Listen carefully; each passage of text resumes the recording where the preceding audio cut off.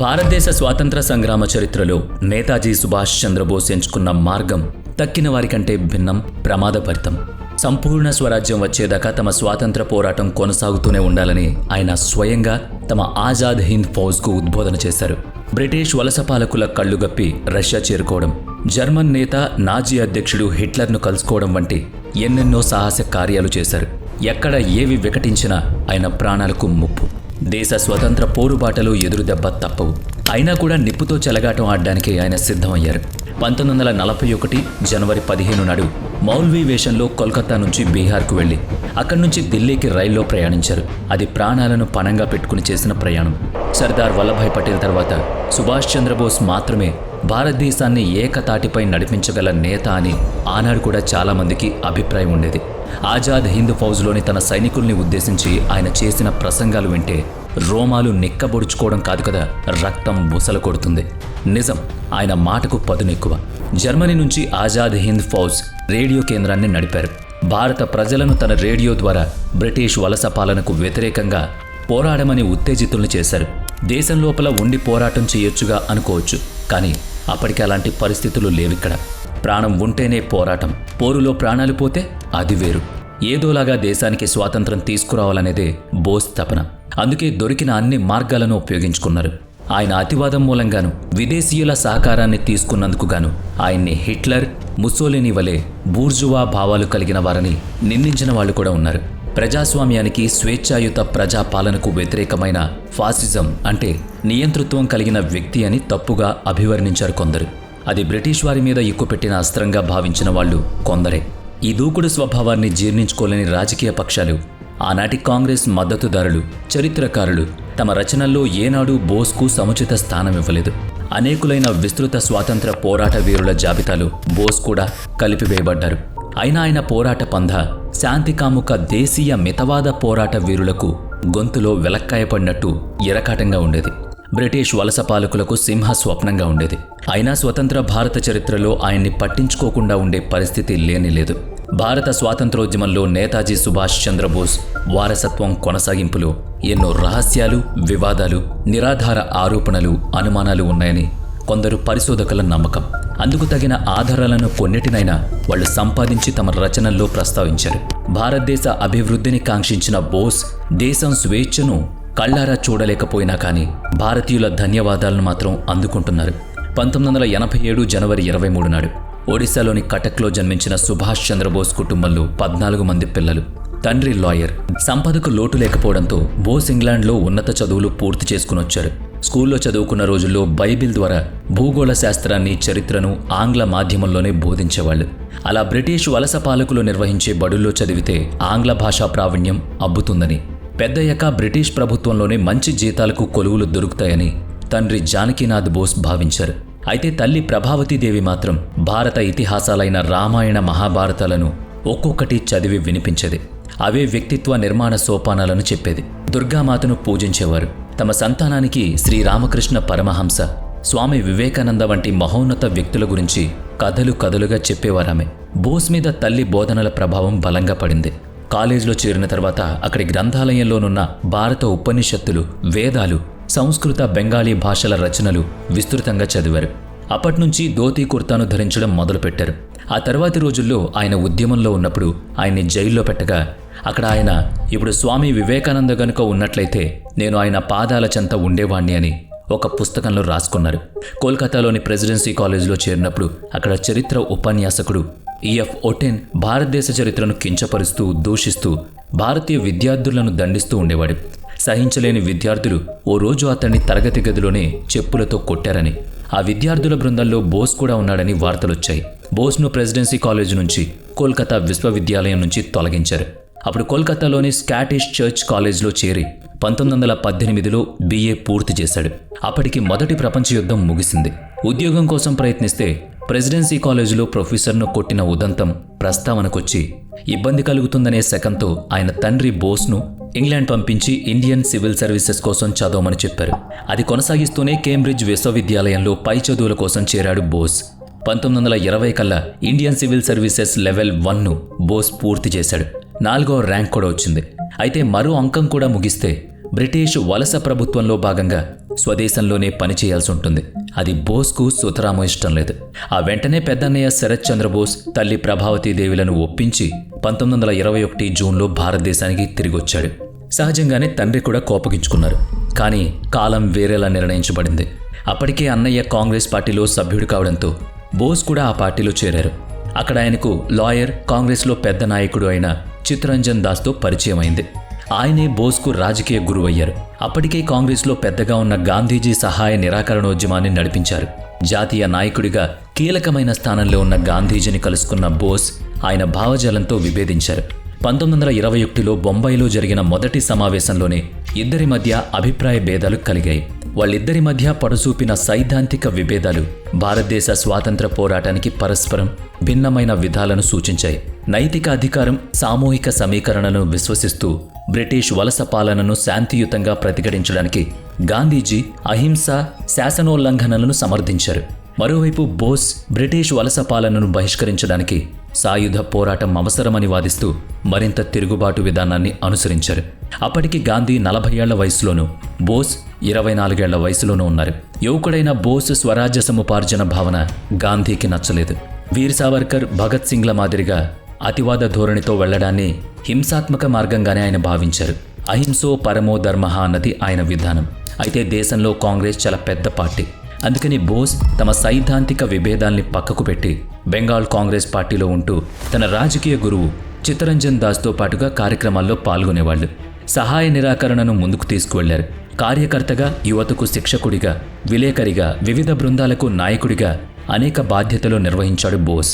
బోస్ 1921లోనే అలహాబాద్లో స్వరాజ్య పత్రికను స్థాపించారు. 1921 డిసెంబర్లో మొదటిసారిగా జైలుకు వెళ్లారు. ఆ తర్వాత 1941 వరకు 11 సార్లు ఆయన్ని వివిధ జైళ్లలో నిర్బంధించారు. కోల్కతాకు మేయర్గా చిత్తరంజన్ దాస్, మున్సిపల్ కార్పొరేషన్ సీఈఓగా బోస్లు కలిసి కోల్కతా మున్సిపల్ కార్పొరేషన్ను సమూలంగా మార్చేశారు. కానీ బోస్ వంటి ఉద్యమకారుడు నెమ్మళంగా ప్రభుత్వ ఉద్యోగం చేసుకునే వ్యక్తి చెప్పండి. బ్రిటిష్ వలసవాదాన్ని ధిక్కరించే ర్యాలీలు, ప్రదర్శనలు, ఉపన్యాసాలు, వ్యతిరేక ఆందోళనలను నిర్వహించడంలో బోస్ ఎప్పుడూ ముందుండేవాడు. రహస్య విప్లవోద్యమాన్ని కూడా నిర్వహించేవారు. 1924లో అలీపూర్ జైల్లో పెట్టిన బోస్ను బ్రిటిష్ వలస ప్రభుత్వం ఆ తర్వాత బర్మా జైలుకు తరలించింది. దేశంలో ఉంటే ఉద్యమ తీవ్రత ఎక్కువ అవుతుందని చెప్పి దేశాంతరవాస శిక్ష విధించింది. బర్మా అంటే నేటి మయన్మార్. అక్కడ మాండాలే జైల్లో 1927 వరకు బోస్ను ఉంచేశారు. అక్కడే ఆయనకు టీబీ సోకింది. బోస్ జైల్లో నుంచే వివిధ పత్రికలకు పలు అంశాలు, కథనాలు రాసి పంపించేవారు. 1927లో జైలు నుంచి విడుదలై భారతదేశానికి తిరిగొచ్చి కాంగ్రెస్లో జనరల్ సెక్రటరీగా చేరారు. పార్టీ జాతీయ నేత నెహ్రూతో సన్నిహితంగా పనిచేయాల్సిన బాధ్యత అది. కాంగ్రెస్లో కీలకంగా ఉన్నప్పటికీ గాంధీజీతో సైద్ధాంతిక విభేదాలు మాత్రం నానాటికి హెచ్చుతూనే ఉన్నాయి. 1928లో కాంగ్రెస్ ప్రతిపాదించిన డొమినియన్ స్టేటస్ అంటే ఇంగ్లాండ్ ప్రభుత్వ అజమాయిషీలో పనిచేసే స్వతంత్ర దేశం హోదాను భారతదేశం తిరస్కరించాలని బోస్ పట్టుబట్టారు. సంపూర్ణ స్వరాజ్యమే తమ లక్ష్య సాధన కావాలన్నారు. కాంగ్రెస్లోని యువత, అతివాదులు బోస్ను సమర్థించారు. బోస్ వేషం కూడా మారిపోయింది.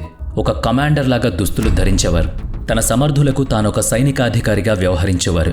1928లోనే కోల్కతా కాంగ్రెస్ జాతీయ సమావేశాల్లో జరిగిన ఆల్ ఇండియా యూత్ కాంగ్రెస్ సమావేశంలో పాల్గొన్న బోస్ గాంధీజీ ప్రవచించిన ఆధునికత చేటు చేస్తుంది, పరిశ్రమల వల్ల నష్టం కలుగుతుంది, దేశంలో వాటిని ప్రవేశపెడితే జరిగేది వినాశనమే అనే భావజాలాన్ని తీవ్రంగా వ్యతిరేకించారు. ఈ సంఘటన గాంధీ బోస్ల మధ్య దూరాన్ని మరింత పెంచింది. 1930లో కోల్కతా మేయర్గా ఎన్నికైన బోస్ గాంధీ భావాలను తిరస్కరిస్తూనే ఉన్నారు. గాంధీజీ మొదలుపెట్టిన శాసనోల్లంఘన ఉద్యమాన్ని గాంధీయే స్వయంగా 1937లో ఉన్నట్టుండి విరమించుకున్నారు. స్వాతంత్రోద్యమ నేత విఠల్ భాయ్ పటేల్, సుభాష్ చంద్రబోస్లు గాంధీజీని విఫల నేతగా వర్ణించి తమ నిరసన వ్యక్తం చేశారు. స్వాతంత్రోద్యమానికి గాంధీజీ వల్ల ఒక ఆటంకమే తప్ప ఉపయోగమేమీ లేదని బోస్ ఆనాటి ఒక ఇంటర్వ్యూలో చెప్పారు. ఆ తర్వాత భారత రాజకీయాలు గందరగోళంగా మారాయి. మితవాద, అతివాద భావాల మధ్య సమన్వయం దెబ్బతింది. విసిగిపోయిన బోస్ బ్రిటిష్ వలస పాలకుల్ని వాళ్ల సొంత దేశంలోనే ఎదిరించాలని నిర్ణయం తీసుకున్నారు. ఆనాటి నుంచి బోస్ ఐరోపా ఖండాంతరం పర్యటించడం మొదలుపెట్టారు. వివిధ దేశాల్లోని భారతీయ విద్యార్థుల్ని కలుసుకోవడం, ఆయా దేశాల నేతలతో సమావేశం కావడం చేశారు. అలా ఇటలీ నియంత బెనిటో ముస్సోలినీతో పరిచయం కలిగింది. అక్కడే ద ఇండియన్ స్ట్రగుల్ అనే పుస్తకాన్ని బోస్ వెలువరించారు. అయితే 1934లో దాన్ని ఇంగ్లాండ్లో టైప్ చేయించడం కోసం వచ్చిన ఎమిలీ షెంకిల్ని బోస్ ప్రేమించగా 1935లో లండన్లో సదరు పుస్తకం విడుదల కావడం, 1937లో ఇరువురు రహస్యంగా వివాహం చేసుకోవడం జరిగింది. 1938 వరకు ఐరోపాలోనే ఉంటూ ఆయా దేశాలతో సత్సంబంధాల్ని బలోపేతం చేసుకున్న బోస్ ఆ ఏడాది భారత్కు తిరిగొచ్చారు. 1938లోనే భారత జాతీయ కాంగ్రెస్కు అధ్యక్షుడిగా బోస్ ఎంపికయ్యారు. స్వరాజ్య ఉద్యమాన్ని, సాయుధ పందాను అనుసరించితేనే భారతదేశానికి స్వతంత్రం సాధ్యమవుతుందని చెప్పారు.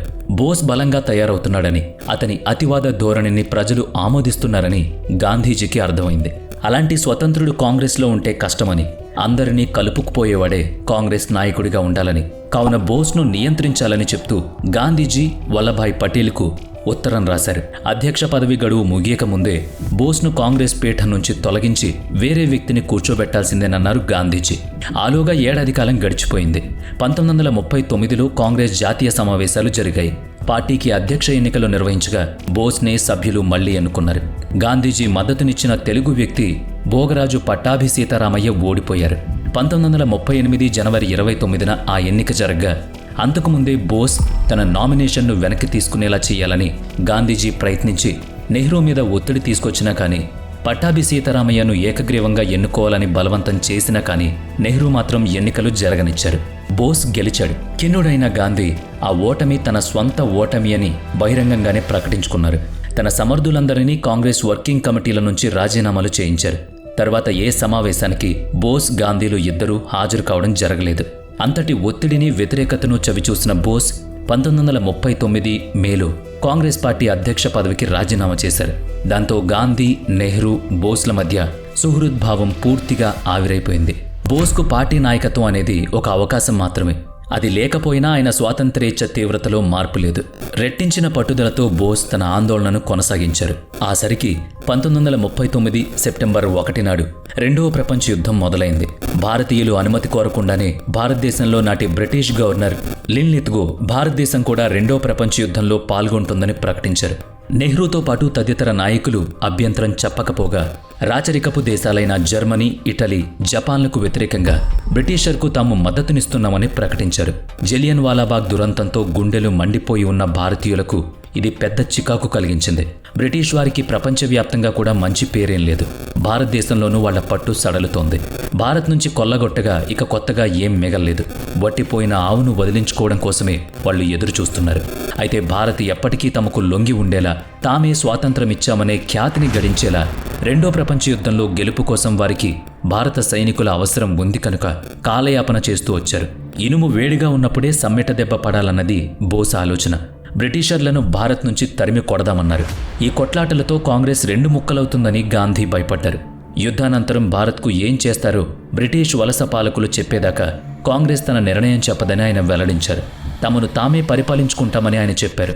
లిన్లిత్గో అందుకు ఒప్పుకోకపోవడంతో కాంగ్రెస్ ప్రపంచ యుద్ధంలో పాల్గొనడంపై వెనక్కి తగ్గింది. లిన్లిత్గో ముస్లిం లీగ్ నేత మొహమ్మద్ అలీ జిన్నా మద్దతు తీసుకున్నారు. అయితే జర్మనీ దాటికి బ్రిటిష్ తట్టుకోలేకపోయింది. 1940లో బ్రిటన్లో ఎన్నికలు జరిగి విన్స్టన్ చర్చిల్ ప్రధానమంత్రిగా ఎన్నికయ్యారు. అతను కూడా సామ్రాజ్యవాదే. కాంగ్రెస్ మళ్లీ అదే పాత పాట పాడింది. తమకు స్వాతంత్ర్యం ఇవ్వాలని కోరింది. చర్చిల్ అటువంటి ఒప్పందమేదీ లేదన్నాడు. కాంగ్రెస్, ముస్లిం లీగ్లు బ్రిటన్ పట్ల గుర్రుగా ఉన్నాయి. తమకు శాసనోల్లంఘన తప్ప వేరే మార్గం లేదన్నారు. లిన్లిత్గో చాలామంది ప్రముఖ నేతల్ని ఖైదు చేయించాడు. 1941 నాటికి యుద్ధం తీవ్రతరమైంది. బ్రిటన్ సైనికులకు ఆహారం తక్కువ పడుతోందని చెప్పి చర్చిల్ భారత సిపాయిల ఆహారం కోటాను తమ సైన్యానికి కేటాయించాడు. అతని అవకతవక విధానాల వల్ల బెంగాల్లో మనిషి సృష్టించిన కృత్రిమ కరువు వచ్చింది. ఆహార ధాన్యాలను బ్రిటన్కు తరలించుకుపోవడంతో ఊచకోత కోసినట్టే జనం, పశువులు చనిపోయారు. బోస్ను ఆ సమయానికి అలీపూర్ జైల్లో బంధించుంచారు. అయితే జైల్లో నిరాహార దీక్షకు దిగిన బోస్ను జైల్లోంచి తీసుకువెళ్లి ఇంట్లోనే హౌస్ అరెస్ట్ చేశారు. బయట నిఘా పెట్టారు. కాంగ్రెస్ వల్ల ఒరిగేదేమీ లేదని, చర్చిల్ చేసే మేలేదీ జరగదని భావించిన బోస్ శత్రువు మనకు మిత్రుడనే నానుణ్ణి పాటిద్దామనుకున్నాడు. ఆ వెంటనే తన గదిలో ఏకాంతంగా ధ్యానం చేసుకుంటానని చెప్పి బయటకు రాకుండా లోపలే ఉండి గడ్డం పెంచుకున్నాడు. పఠాన్ వేషంలో 1941 జనవరి 16 నాటి రాత్రి ఓ సోదరుని సాయంతో ఇంట్లోంచి బయటకొచ్చి రైల్లో పెషావర్కు తప్పించుకుని వెళ్ళిపోయాడు. అక్కడి నుంచి జర్మన్ నిఘా అధికారులు అతనికి సాయం అందించారు. 1941 జనవరి 26 నాడు పెషావర్ నుంచి సోవియట్ యూనియన్కు బయలుదేరి వెళ్లారు. అప్పటికు గాను బ్రిటిష్ వలస పాలకులకు బోస్ తప్పించుకున్న విషయం తెలియరాలేదు. బోస్ జపాన్ కానీ జర్మనీ కానీ వెళ్ళుండొచ్చనుకున్నారు. జరిగింది వేరు. సోవియట్ యూనియన్ వైపు వెళ్ళుండొచ్చనేది ఎవ్వరికీ తట్టని ఆలోచన. క్రుద్ధులైన బ్రిటిష్ అధికారులు బోస్ కనిపిస్తే కాల్చేయాలని ఆదేశాలిచ్చారు. బోస్ కాబూల్ మార్గం గుండా ఆఫ్ఘనిస్తాన్ సరిహద్దులు దాటి వెళ్లేటప్పుడు జియావుద్దీన్ పేరుతో పస్తూన్ తెగకు చెందిన ఇన్సూరెన్స్ ఏజెంట్ అవతారం ఎత్తాడు. అక్కడి నుంచి మాస్కో వెళ్లేటప్పుడు ఇటలీ పాస్పోర్ట్తో కౌంట్ ఒర్లాండ్ మజోటా పేరుతో పెద్ద ధనికుని అవతారం ధరించాడు. కోల్కతా నుంచి మాస్కో వరకు జరిగిన మారువేషపు ప్రయాణాల్లో అతనికి సహకరించిన వాళ్లంతా 1933 నుంచి 1938 వరకు ఆయన ఐరోపాలో ఉన్నప్పుడు పరిచయమైన వివిధ దేశాల్లోని స్నేహితులే అన్నది మనం తప్పక తెలుసుకోవాలి. యుఎస్ఎస్ఆర్కు యూకేకు బద్ధ వైరం ఉంది. సోవియట్ యూనియన్ రెండో ప్రపంచ యుద్ధం సమయంలో ఆఫ్ఘనిస్తాన్ గుండా వచ్చి భారత్ మీద, అంటే భారత్ను ఏలుతున్న తమ వలస ప్రభుత్వం మీద దాడి చేస్తుందేమో అని బ్రిటన్ భయపడ్డ మాట వాస్తవం. బోస్ అక్కడకు వెళ్లడానికి అదే కారణం. అయితే ఆయన ఆలోచన తారుమారైంది. యుఎస్ఎస్ఆర్ కూడా బ్రిటన్కు వత్తాసుగా 1941లో రెండో ప్రపంచ యుద్ధంలో చేరింది. ఆ వెంటనే బోస్ ప్రత్యేక ఎయిర్ క్రాఫ్ట్లో మాస్కో నుంచి జర్మనీ వెళ్లిపోయారు. అప్పటికి బ్రిటన్కు దీటైన ప్రత్యర్థి జర్మనీయే. బోస్ జర్మనీలోనే 2 ఏళ్లు ఉండిపోయి ఆజాద్ హింద్ రేడియోను స్థాపించి అక్కడి నుంచే భారతీయులకు ధైర్యం నూరుపోస్తూ ఉత్తేజపూర్వక ప్రసంగాలిచ్చేవారు. బ్రిటిష్ సైన్యంలో ఉన్న భారతీయ సైనికులను తిరుగుబాటు చేయమని ప్రోత్సహించేవారు. జర్మనీ నుంచి రేడియో ద్వారా భారత్లోని స్వాతంత్రోద్యమ విప్లవ వీరులను ప్రశంసిస్తున్న బోస్ తమకు ముప్పుగా పరిగణించడని బ్రిటిష్ వలస ప్రభుత్వం మండిపడింది. బోస్ను మట్టుపెట్టడం కోసం అతన్ని తమ గూఢచారి సంస్థ MI6కి ఏజెంట్ని ప్రకటించింది. అంటే జర్మనీ, సోవియట్ యూనియన్లు అతన్ని బ్రిటిష్ గూఢచారిగా భావించి సహాయం నిలిపివేస్తారని ఎత్తుగడ వేసింది బ్రిటిష్ ప్రభుత్వం. అయితే దాని కుతంత్రం పారలేదు. బెర్లిన్లో ఉంటూనే ఆజాద్ హింద్ రేడియో ద్వారా పిలుపునిచ్చి మాజీ సైనికులతో స్వతంత్ర భారత సైన్యం ఇండియన్ లీజియన్ని ఏర్పాటు చేశారు. 3 పదాతి దళాల్ని సిద్ధం చేసి బ్రిటిష్ ప్రభుత్వం మీద పోరుకు శిక్షణ ఇచ్చారు. జర్మనీలో బ్రిటన్ తరపున పోరాడి జర్మన్ సైన్యానికి చిక్కిన భారతీయ యుద్ధ ఖైదీల్ని బోస్ తన సైన్యంలో చేర్చుకున్నాడు. అలా మొత్తంగా 3000 మంది సైన్యాన్ని విడిపించి ఇండియన్ నేషనల్ ఆర్మీని స్థాపించారు. ఐఎన్ఏగా వ్యవహరించిన ఆ సైన్యం చేసిన త్యాగాలు నేటికి మనం తలుచుకుంటున్నాం. మీకు తెలుసా, ఐఎన్ఏ సైనికులు పరస్పరం జై హింద్ అని సైనిక వందనం చేసుకునేవాళ్లు. నేటికి ఆ ఉత్తేజకర శబ్దమే భారతీయ సైన్యంలోనూ పోలీసుల దళాల్లోనూ అధికారిక వందనంలోనూ పాటిస్తారు. రేడియో, దూరదర్శన్లు, బడుల్లో, చట్టసభల్లో వందన సమర్పణ చేసేది జై హింద్ నినాదంతోనే. అది మీరు గమనించే ఉంటారు. 1942 మే 27 నాడు బోస్ ఎంతో ప్రయత్నం చేసి హిట్లర్ను మొదటిసారిగా కలుసుకున్నాడు. అదే వారి ఏకైక సమావేశం. హిట్లర్ తమ జర్మన్ భాషలో బోస్ను నేతాజీ అని సంబోధించాడు. అయితే గాంధీ, నెహ్రూల స్థాయిలో బోస్ను అంత పెద్ద నాయకుడిగా భావించిన హిట్లర్ జర్మనీ నాయకులు బోస్కు సాయం చేయడంలో తమకు ఏం ప్రయోజనమూ ఉండదనుకున్నారు. పైగా నాజీయిజం వంటబట్టించుకున్న హిట్లర్ తాము ప్రత్యేకమైన శ్వేత ఆర్యజాతి వాళ్లమని, భారత్ గనుక స్వాతంత్రం సంపాదించుకుంటే తమకు వారు గట్టి ప్రత్యర్థులుగా తయారవుతారని భావించాడు. తమ ఆర్యజాతి రక్తమే ప్రపంచాన్ని ఏలాలని భావించాడు హిట్లర్. అతని జాతి సిద్ధాంతం మూలన బోస్ హిట్లర్ల సమావేశం ద్వారా ఏ ప్రయోజనం కలగలేదు. జర్మనీలో ఉండగానే బోస్కు ఆడపిల్ల కలిగింది. ద ఇండియన్ స్ట్రగుల్ పుస్తకానికి 2వ భాగాన్ని కూడా బోస్ అక్కడే పూర్తి చేశారు. హిట్లర్తో సమావేశం ఫలవంతం కాకపోయిన తర్వాత యూకేకు సవాల్ విసిరే సత్తా కలిగిన జపాన్ సహాయం కోసం బోస్ ప్రయత్నాలు మొదలుపెట్టాడు. 1941 డిసెంబర్ 8న అమెరికా పెరల్ హార్బర్ మీద జపాన్ బాంబు దాడి చేసింది. దక్షిణ చైనా సముద్రంలో 2 బ్రిటిష్ యుద్ధ నౌకల్ని జపాన్ సైన్యం ముంచేసింది. 1941 డిసెంబర్ 11 నాటికి బ్రిటిష్ ఆక్రమణలో ఉన్న బర్మా మీద దాడి చేసింది. 1942 ఫిబ్రవరి నాటికి బ్రిటిష్ ఆక్రమణలోనున్న సింగపూర్ని జపాన్ స్వాధీనం చేసుకుంది. రంగూన్ మీద కూడా బాంబులు విసిరింది. అక్కడికి కోల్కతా ఎంతో దూరంలో లేదు. అప్పుడు బ్రిటన్ స్టాఫోర్డ్ క్రిప్ను భారత జాతీయ నాయకులతో సంప్రదింపులు జరిపిరమ్మని పంపించింది. జర్మనీలో ఉన్న బోస్ అదే సరైన సమయంగా భావించి జపాన్కు వెళ్లడానికి సిద్ధమయ్యారు. 1943 ఫిబ్రవరిలో తన భార్యను 3 నెలల కుమార్తె అనితా బోస్ను జర్మనీలోనే వదిలి U-180 జలాంతర్గామి ద్వారా మడగాస్కర్ దీవులకు ప్రయాణం కట్టారు. భార్యాబిడ్డల్ని బోస్ అదే చివరిసారి చూసుకోవడం. జీవితంలో మళ్లీ వాళ్ళెన్నడూ కలుసుకోలేదు. సబ్మెరైన్లో అతనితో పాటు ప్రయాణించిన అతని సహాయకుడు అబీద్ హసన్ సఫ్రాని ఆ తర్వాత తాను రాసిన పుస్తకంలో బోస్ గురించి ఎన్నో విషయాలు ప్రస్తావించాడు. బోస్ జపాన్లో చేయవలసిన తన ప్రసంగ పాఠాల్ని, వ్యవహారాల్ని తయారు చేసుకునేవాడని, తమతో పాటే సాధారణ ఆహారం తినేవాడని అందులో రాసుకొచ్చారు. 1943 ఏప్రిల్లో తాను, బోస్ జపాన్ వారి I-29 సబ్మరైన్లోకి మారామని, దాని ద్వారా జపాన్ చేరుకున్నామని చెప్పుకొచ్చాడు. జపాన్ చేరిన బోస్ ఆజాద్ హింద్ ఫౌజ్ను సంస్కరించాడు. దాన్ని స్థాపించిన వ్యక్తి మోహన్ సింగ్. ఇండియన్ లీజియన్ తరహాలోనే ఆజాద్ హింద్ ఫౌజ్లోనూ బ్రిటిష్ ఇండియా సైన్యంలో పనిచేసి యుద్ధ ఖైదీలుగా పట్టుబడిన భారతీయులున్నారు. జపాన్ లెఫ్టినెంట్ జనరల్ ఇవైచి ఫుజివారా సహాయంతో మోహన్ సింగ్ సదరు సైన్యాన్ని సమీకరించారు. బ్రిటన్ ఆక్రమణలో ఉన్న మలయా, సింగపూర్లో బ్రిటన్ తరపున పనిచేస్తూ జపాన్తో యుద్ధం చేస్తూ లొంగిపోయిన 60,000 మంది భారతీయ సైనికుల యుద్ధ ఖైదీల్ని జపాన్ ఆజాద్ హింద్ ఫౌజ్కు అప్పగించింది. మోహన్ సింగ్కు జపాన్కు సయోధ్య చేరడంతో ఆజాద్ హింద్ ఫౌజ్కు రాస్బిహారీ బోస్ నేతృత్వం వహించాల్సి వచ్చింది. 1943 జూలైలో సింగపూర్లో జరిగిన సుభాష్ చంద్రబోస్, రాస్బిహారీ బోస్ల సమావేశానంతరం ఆజాద్ హింద్ ఫౌజ్కు నేతాజీ సుభాష్ చంద్రబోస్ నాయకత్వం వహించారు.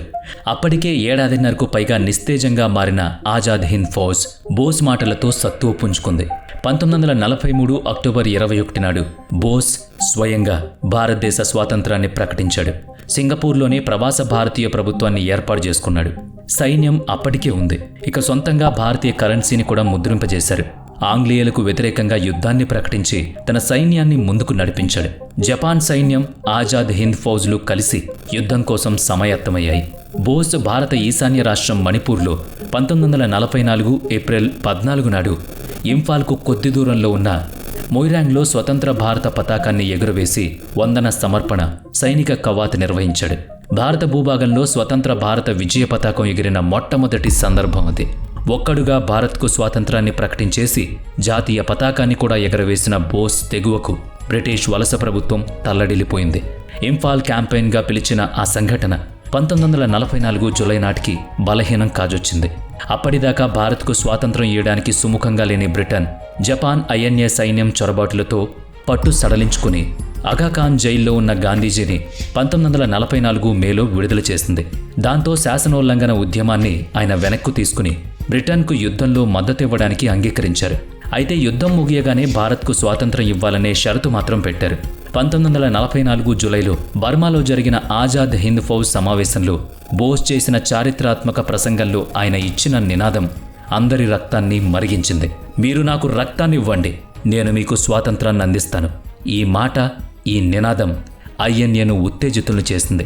40,000 మంది ప్రవాస భారతీయ సైన్యంతో దూకుడు మీదున్న నేతాజీ సైన్యానికి భారతీయులు కూడా తోడైతే అందుకు గాంధీజీ ఒక్క పిలుపు ఇచ్చుంటే ఆ 40,000 మందితోనే బోస్ వలస పాలకులైన బ్రిటిషర్లను భారత్ నుంచి తరిమి కొట్టేవాడు. 1944 జూలై 6 నాడు ఆజాద్ హింద్ రేడియో ద్వారా బోస్ కూడా తమకు మద్దతుగా నిలబడమని గాంధీజీకి వర్తమానం పంపించాడు. ఓ జాతిపిత, ఈ భారత స్వతంత్ర చివరి పోరులో మీరు కూడా తోడుగా ఉండి ఆశీస్సులు అందించండి అని బోస్ రేడియో సందేశం ద్వారా అభ్యర్థించాడు. గాంధీదేమో అహింసాయుధ పంద, బోస్దేమో సాయుధ పంద. రెంటికి చుక్కెదురైంది. గాంధీ తమ మధ్య ఉన్న సైద్ధాంతిక విభేదాలను పక్కకు పెట్టలేకపోయారు. భారతీయుల్ని బ్రిటన్కు మద్దతుగా నిలబెట్టారు. క్రమంగా 1944, 1945 మధ్య కాలంలో జపాన్ సైన్యం లొంగిపోయింది. నేతాజీ పథకం నీరు కారిపోయింది. 1944 నుంచే INA సైన్యాన్ని బ్రిటిష్ సైన్యం పట్టుకుని బంధించసాగింది. ఒక్కటి మాత్రం సత్యం, కాంగ్రెస్, ముస్లిం లీగ్ నేతల మద్దతు బ్రిటన్ వలస పాలకులకు సంపూర్ణంగా లభించడం మూలంగానే బ్రిటన్ ప్రభుత్వం నేతాజీ ఆజాద్ హింద్ ఫౌజ్ను నిర్వీర్యం చేయగలిగింది. రవి అస్తమించని బ్రిటిష్ ప్రభుత్వాన్ని గడగడలాడించిన వీరులు చాలామందే ఉన్నారు. అయితే దాదాపుగా దేశానికి స్వాతంత్రం సాధించేంతగా దగ్గరైన సైన్యం మాత్రం ఆజాద్ హింద్ ఫౌజ్ మాత్రమే. జాతీయ నేతల్లో ఐకమత్యం లేకపోవడం, సాధారణ పౌరులకు సరైన నేతృత్వం వహించగలిగినా కానీ నేతాజీ దేశం బయట నుంచి పోరాడాల్సి రావడంతో ఆయన ప్రయత్నాలు వ్యర్థమయ్యాయి. 1945 ఏప్రిల్ 30న హిట్లర్ ఆత్మహత్య చేసుకున్నాడు. జర్మనీ కుప్పకూలింది. 1945 ఆగస్టు 6, 9 తేదీల్లో అమెరికా జపాన్ మీద అణుబాంబులు వేసింది. ఆ మహావిధ్వంసం తర్వాత రెండో ప్రపంచ యుద్ధం ముగిసిపోయింది. ఇక జపాన్ నుంచి ఏ విధమైన సహాయాన్ని బోస్ అందుకోలేకపోయారు. తర్వాత జరిగిందంతా పత్రికల వార్తల్లో చదవడం, రేడియో వార్తల్లో వినడం తప్ప వాస్తవం ఏంటో ఈనాటికి ప్రశ్నగానే మిగిలిపోయింది. ఏం జరిగిందో మీరు గ్రహించే ఉంటారు కదా. అదే నేతాజీ సుభాష్ చంద్రబోస్ విమాన ప్రయాణంలో మరణించిన వార్త. 1945 ఆగస్టు 18 నాడు విమానం కూలి బోస్ మరణించారనే వార్తను సగటు భారతీయులెవ్వరూ నమ్మలేదు.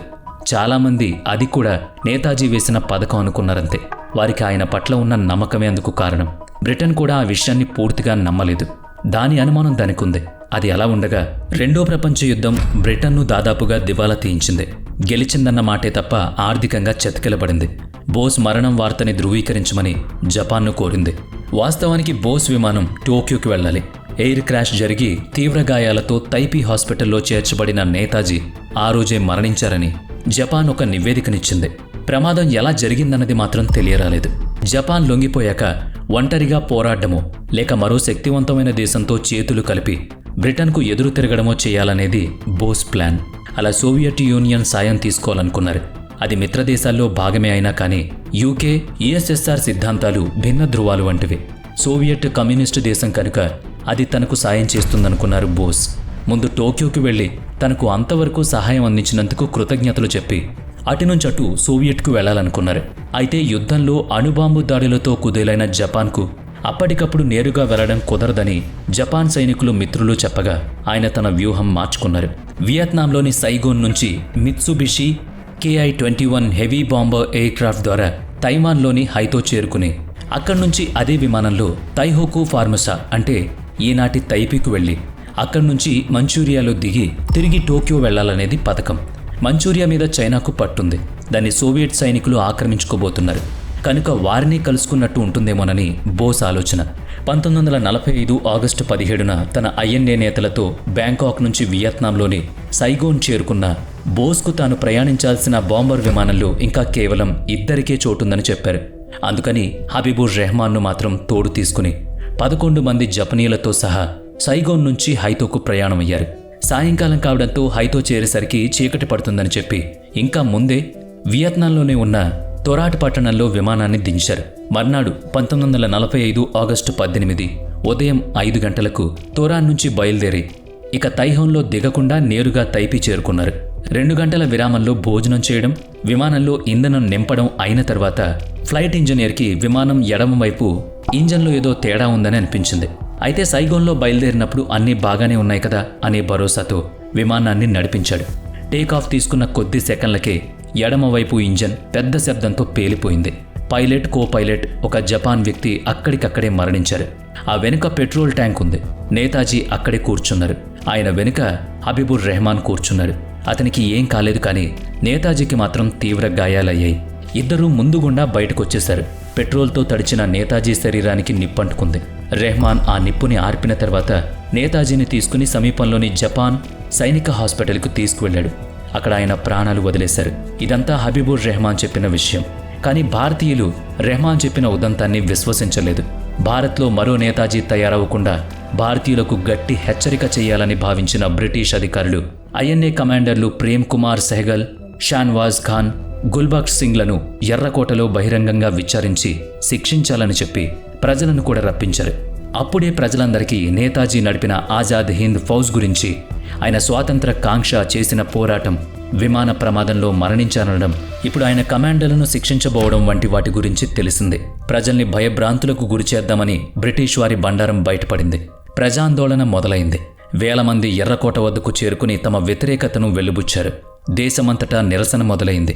1946 ఫిబ్రవరి 18 నాడు బొంబాయిలో రాయల్ ఇండియన్ నేవీలోని భారతీయ సైనికులు బ్రిటిష్ వారికి వ్యతిరేకంగా ఆందోళన లేవనెత్తారు.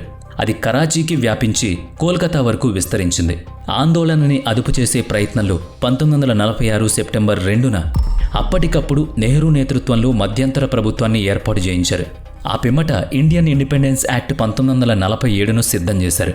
అనేక పరిణామాలు, చర్చలు, పంపకాలు, సర్దుబాట్లు, అలకలు.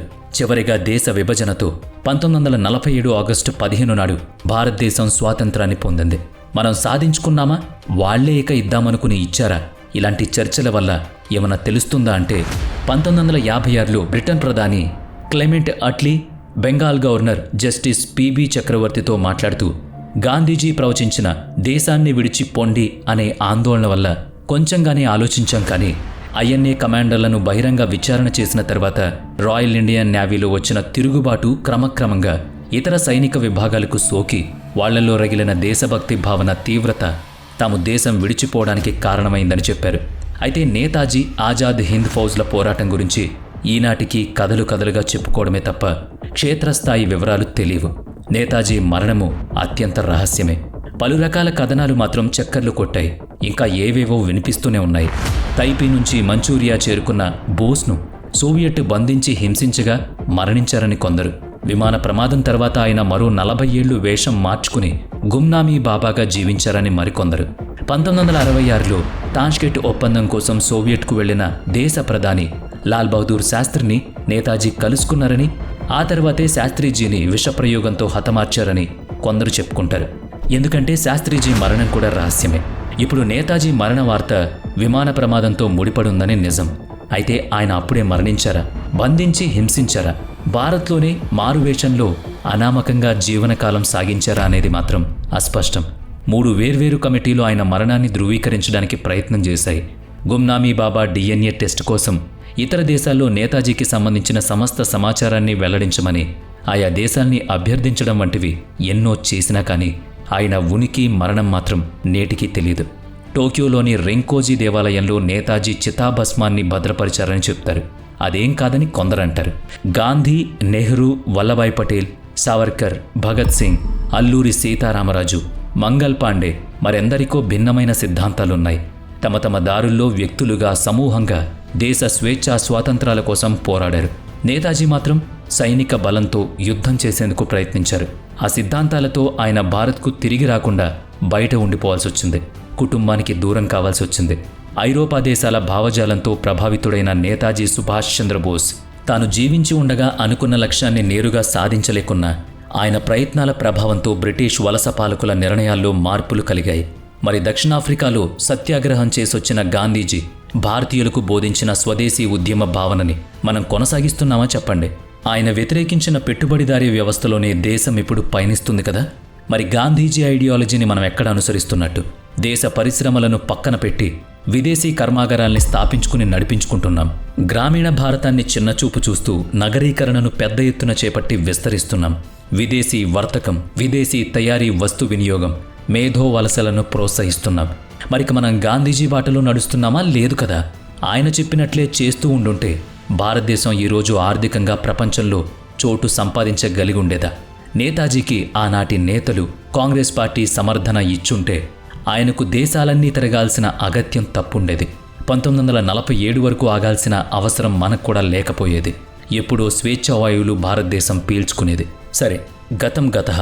ఇప్పటికైనా నేతాజీ వివరాలు వెల్లడవుతున్నాయా అంటే రాజకీయ ప్రేరేపిత కథనాలు తప్పితే సిసలైన వాస్తవాలు ప్రజలకు తెలియడం లేదు. నేతాజీని నియంత అన్నారంటే ఆయన నియంతృత్వం బ్రిటిష్ వలస పాలకుల మీద చూపించారా, స్వతంత్ర భారతీయుల మీద చూపించారా అన్నది కూడా చెప్పాలి. మరి భారత రాజ్యాంగ నిర్మాత అంబేద్కర్ మాటల్ని మనం తప్పక గుర్తుంచుకోవాలి. 1955లో బీబీసీకి ఇచ్చిన ఇంటర్వ్యూలో ఆయన మాట్లాడుతూ గాంధీజీని భారత స్వాతంత్ర ఉద్యమ చరిత్రలో ఒక భాగంగానే చూడాలి. యుగ నిర్మాతగా మాత్రం కాదు. ఆయన్ని అతి దగ్గరగా చూశాను. ఆయన నాతో సుముఖంగా అయితే ఉండేవారు కాదు. పశ్చిమ దేశాలు ఆయన్ని ఒక మహోన్నత ఉదాహరణగా కీర్తించడం కొంచెం చిత్రంగానే అనిపిస్తుంది. దేశంలో ప్రభుత్వం కూడా ప్రతి ఏడాది ఆయన జయంతికో మరో సందర్భానికో జాతీయ సెలవులివ్వడం, ప్రత్యేక స్మారక వారోత్సవాలు నిర్వహించడం ద్వారా ఆయన జ్ఞాపకాల్ని తాజాగా ఉంచే ప్రయత్నం చేస్తోంది అని చెప్పారు. ఇక్కడ మనం గుర్తుపెట్టుకునేలా, కొందరికి ఉద్దేశపూర్వకంగా విస్మరించేలా కొన్ని ప్రయత్నాలు జరుగుతున్నాయన్నది వెల్లడవుతున్న వాస్తవం. అయితే ఒక్కో సమయంలో ఒక్కో సంఘటన జరుగుతోంది. ఇప్పుడు దేశ రాజధాని ఢిల్లీలో నేతాజీని పునర్జీవితుడిని చేసే ప్రయత్నాల్లో 2022 జనవరి 23 నాడు ఆయన 125వ జయంతి సందర్భంగా ఇండియన్ గేట్ సమీపంలో నేతాజీ స్మారకాన్ని ఏర్పాటు చేశారు. గాంధీ సహనానికి ప్రతినిధి అయితే నేతాజీ శౌర్యానికి ప్రతీక. గాంధీజీని స్వయంగా జాతిపితగా సంబోధించిన సుభాష్ చంద్రబోస్ వ్యక్తిత్వం ప్రతి భారతీయుడికి అర్థం కావాలి. మాతృభూమికి దూరమైన త్యాగశీలి నేతాజీ, జాతి జనుల మదిలో నిలిచిన ధన్యజీవి ఆ నేతాజీ. జై హింద్. వీడియో నచ్చితే లైక్ చేయండి, షేర్ చేయండి. ఇప్పటివరకు మన ఛానల్ని సబ్స్క్రైబ్ చేయనట్లయితే ఇప్పుడే సబ్స్క్రైబ్ చేసుకుని పక్కనే ఉన్న బెల్ ఐకాన్పై క్లిక్ చేయండి. నెక్స్ట్ వీడియోలో మళ్ళీ కలుద్దాం. Thanks for watching.